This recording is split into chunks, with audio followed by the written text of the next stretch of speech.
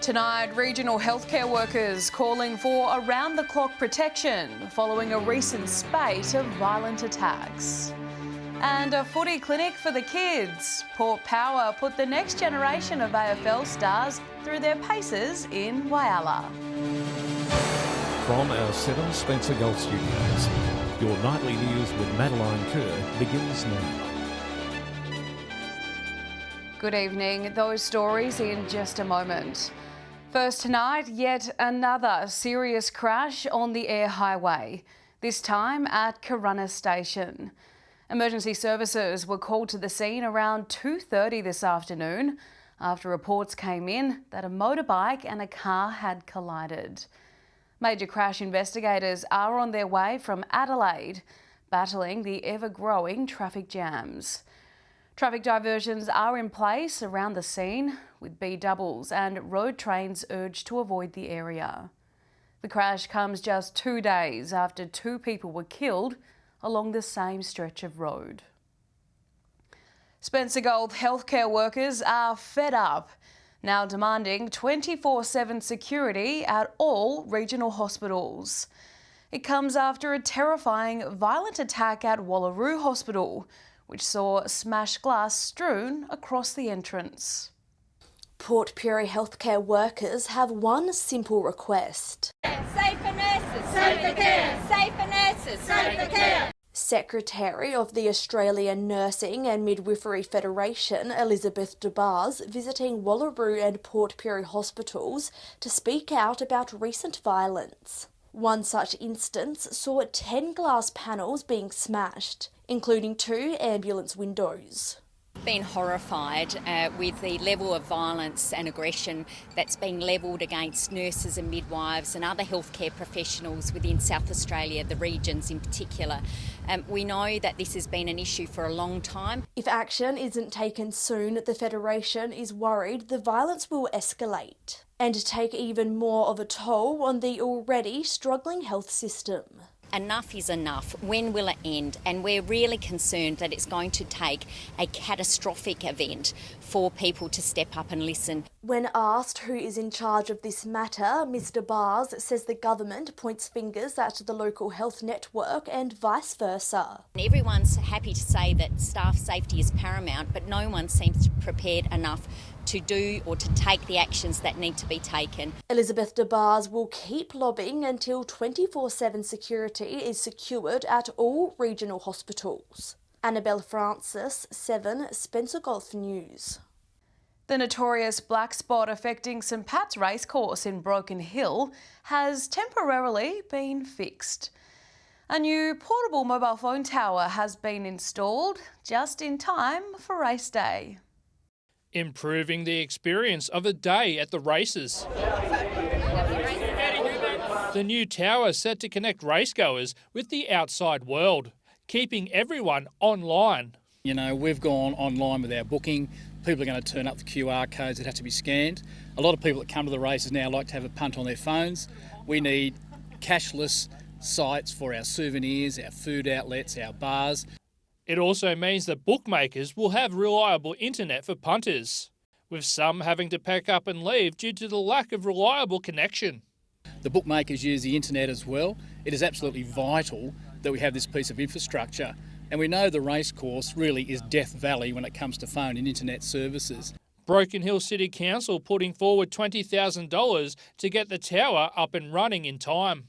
The St Pat's is one of the most important events of the year, and we had to make sure that it continued to be a functioning event, that it brought many tourists. We don't want people leaving Broken Hill with a negative thoughts of what happened on race day. Moving forward, Council will be applying for funding to get a permanent tower to service the entire area, including Silverton and the Mundi Plains. Part of the reason that the council did contribute that money was to put an argument to the state government that the council and the community cannot continue to afford to pay for sell on wheels every time there's a major event out at the racecourse. Joshua Mercer, 7 Spencer Golf News. Dressed to the nines, punters flocked to the Port Lincoln Cup today, keen for some good food, drinks and a bit of horse racing. As Alison Hall explains, attendees came from far and wide. horsing around at the racecourse. We've been flown up from Mount Gambier. I'm coming from Port Augusta today. And I'm from Maru. People come from far away to come and enjoy the races, so we look forward to welcoming all our visitors. Many taking the day off work to attend. Just really enjoying ourselves, being up in this beautiful area. We've never been here before, so yeah, just having a great day with friends. So really looking forward to it. A nice day out with friends, and good weather and a win would be great. Pockets of sun pushed through the clouds with no long faces in sight. Today's just going fantastically well. We've got a huge crowd here at Port Lincoln and everything's going just to plan. The club seemingly recovered from last year's rough trot. We couldn't have got a better day or a better track. Volunteers from Riding for the Disabled were also enjoying the festivities. We are here because we were invited by the Port Lincoln Racing Club to actually come and do some fundraising. If we can go home with some money to help our program run, as we always looking for funds, it'll be a wonderful day for us. Alison Hall, 7 Spencer Golf News. Port Adelaide Football Club has stopped by Whyalla to host a training session for the local kids. Premiership star Sean Burgoyne and homegrown hero Hannah Ewings making the trip to give back to fans. Powering up the next generation of AFL superstars. Go Port! Port Adelaide Football Club travelling to Whyalla, touring the local schools and hosting a free junior training clinic. I think grassroots level football is so important. That's where the love of the game starts. Obviously COVID hit a few years ago and we're coming out of that now, so it's time for players and clubs to get back in the community and getting footy in the hands of kids playing sport again. Taking to the field alongside their AFL icons, the young Whyalla players were looking to put on a show, with each convinced they are the best local footballer. Me, because I got the longest kick and I got the best looks. The clinic focusing on core football skills, with a bit of fun and games mixed in. Handballing, kicking. Well, we did some kicking to each other and then we did tackling. The age groups vary here from very small kids to early teenagers, so just trying to change up the drills but more importantly just get them out and about kicking the footy. When asking the children who their favourite player is, one name kept popping up, a talented young footballer who originally hails from the neighbouring city of Port Augusta. Connor Rosie, because he's just a goat.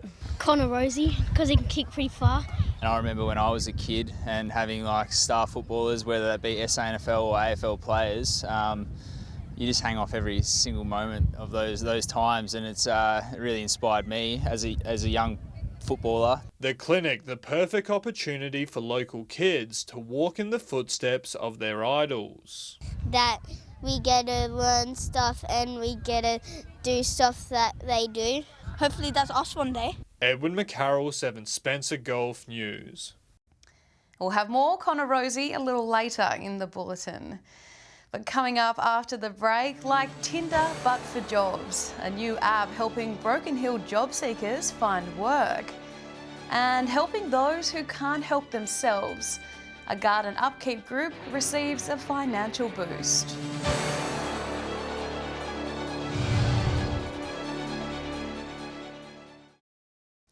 Welcome back. From the creative mind of a Broken Hill local is a new app described as Tinder for jobs.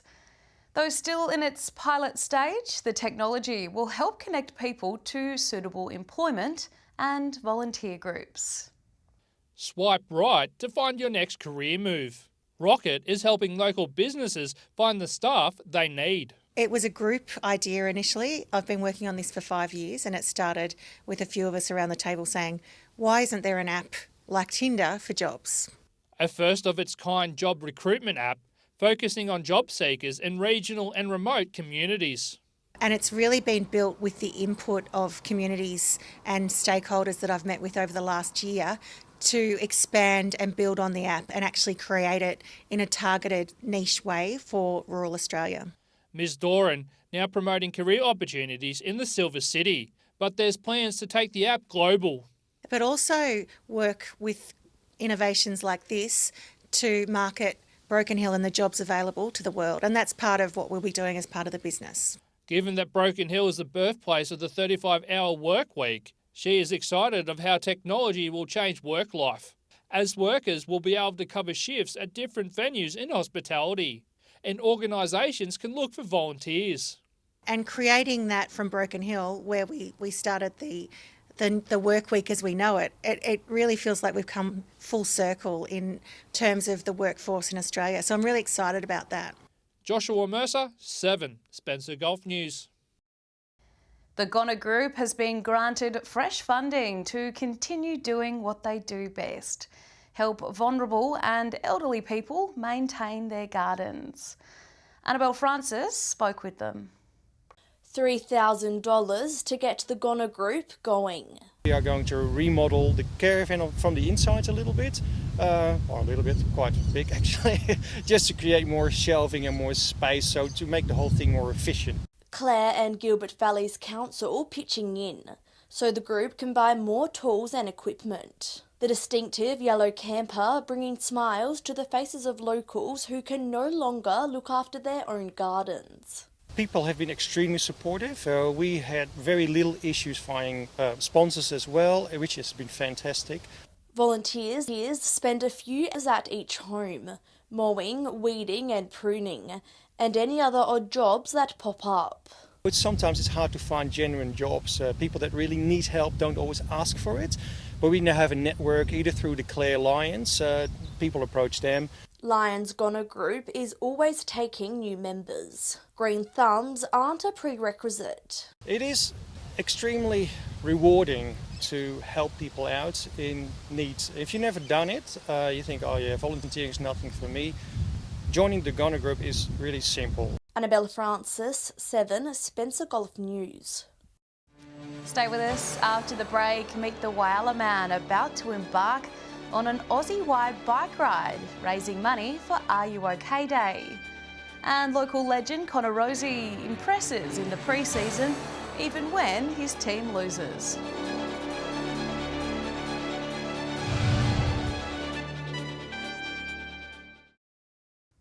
Welcome back. A Spencer Golf local is preparing to compete in a gruelling cross-country cycling race. Raymond Frederick will take on the Indian Pacific Wheel Ride to raise money for mental health. Ready to ride from coast to coast, fitness fanatic Raymond Friedrich has returned to his hometown of Whyalla, getting in some final stretches before setting off on a 5,500 kilometre journey across Australia. The Indian Pacific Wheel Race started in 2017 and has been going yearly since then. Race entrants will ride along a route that many wouldn't even attempt in a car, travelling through desert, along coastal roads and of course up steep hills. Might be around 30 starters this year, so the goal is obviously to win this year. The record I think is something like 14 days, but I'll be aiming for 3 weeks. Ray says although other cyclists are racing against him, the real competition will take place in his head, finding the strength to keep on going. That's why he's using the event to raise money for mental health initiatives. For me, it's about raising awareness for not just suicide prevention, are you okay? The importance of asking the question, are you okay, to your friends and family, those around you, but also to yourself. The cyclist says people can donate to his fundraiser or follow along with the race by visiting his Facebook page, Two Wheel Vagabond. I'll be stopping at hotels, gas stations, getting sleep when I can, and riding, trying to ride as much as possible during the day. The goal is 16 to 18 hours of bike time. Edwin McCarroll, 7 Spencer Golf News. The final round of the AFL pre-season is underway. Broken Hill's Tex Walker and the rest of the Crows are right now facing off with the Eagles over in Perth. But as we saw a little earlier, another Spencer Golf local is continuing to dominate the practice matches with dreams of becoming Port Power's future captain. Even after a week of getting used to the heat, Port ran out of power in Perth, struggling against Fremantle and the likes of Nat Fyfe. Houston kept it in play. Dockers have some numbers. Fyfe gets an opportunity. The snap at goal from Nat Fyfe is there. Today, a bit more consistent. were able to move the ball a bit better, score a bit better, and I thought our defence took some steps as well, and we were pretty hard to play against at times. Power lost its charge despite an attempted comeback, going down to the Dockers by 31 points, 13-14-92 to 8-13-61. Despite the second pre-season loss, Port Augusta's Connor Rosie was a standout, taking 25 disposals and 7 clearances, showing that as a midfielder, he's a force on the field. Rosie's performance gaining the attention of Kane Corns, saying this week the 23-year-old will be a breakout star. A top 10 player in the game by the end of the year. Some of the stuff he did is he's uncanny. He's a freak. His agility is as good as I've seen. One stoppage goal that he kicked, he just lost his opponent through traffic, bang, snapped it from 45, as easy as you like. Rosie has also spoken about wanting to eventually captain his side, saying anyone who wants to be a leader wants to lead the club or at least have some leadership role. Daniel Pizarro, 7 Spencer Golf News. Time to dust off your running shoes and get ready to hit the pavement. Registrations for the Pitchy Richie Marathon are now open. Marking 41 years in 2023, the 42.2 kilometre race will be held on June 25th, so plenty of time to get fit if you're that keen. Don't forget there's other events including the half marathon and the junior dash. Early bird rates close on April 23rd, with full registration shutting off on June the 5th.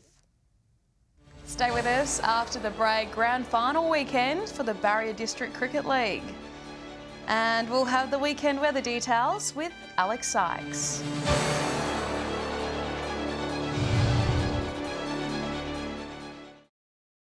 Welcome back.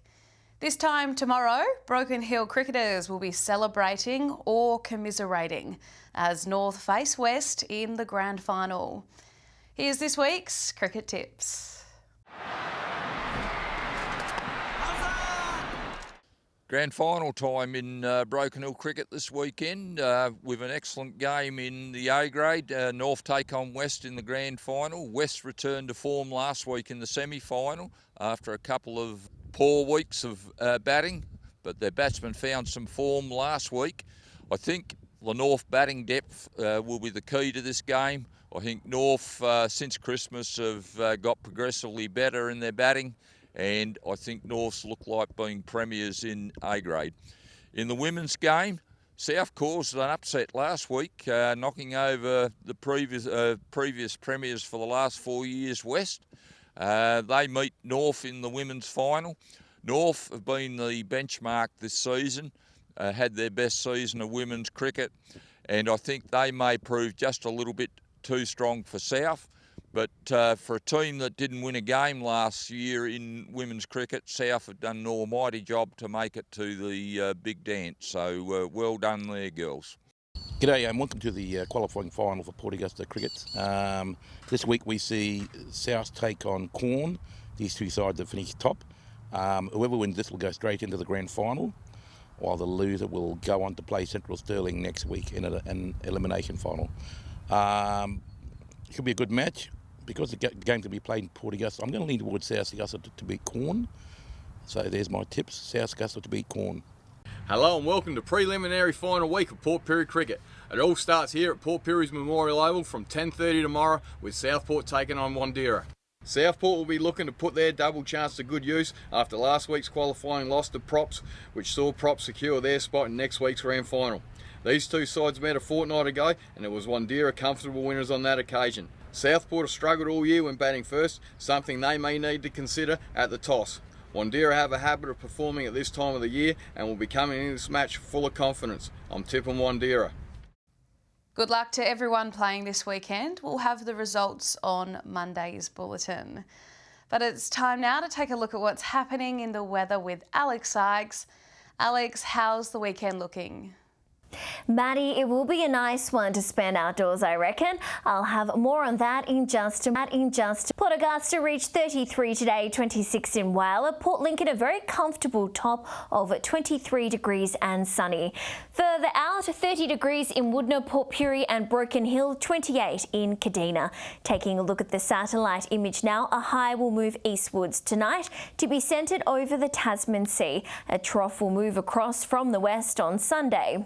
Sunday. On the Gulf waters, southwesterly winds 10 to 15 knots, seas between half a metre and 1 metre, and south to southwesterly swell below 1 metre, increasing up to 1.5.